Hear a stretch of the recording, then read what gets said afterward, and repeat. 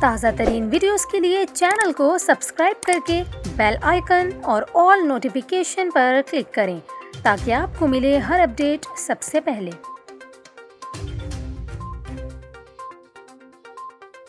और अभी आपको बताएं, बलूचिस्तान के ज़िला गवादर में ज़लज़ले के शदीद झटके महसूस किए गए।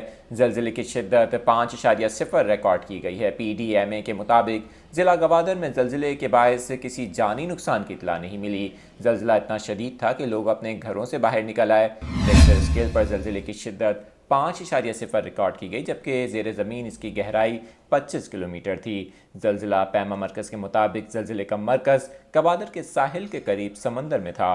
ज़लज़ले के बायस लोगों में खौफ व हरास फैल गया और लोग कलमा तैयबा का विर्द करते हुए अपने घरों से बाहर निकल आए।